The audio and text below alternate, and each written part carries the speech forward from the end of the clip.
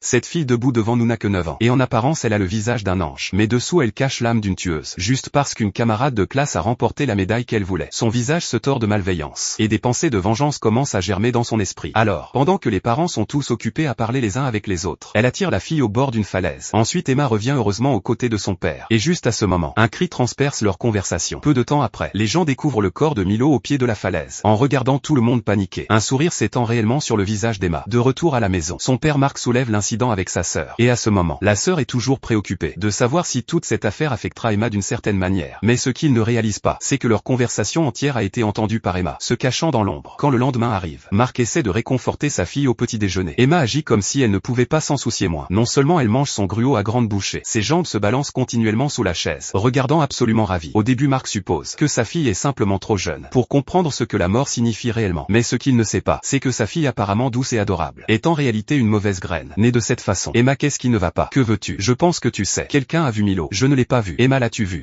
Le dernier endroit où je l'ai vu était près du feu de camp.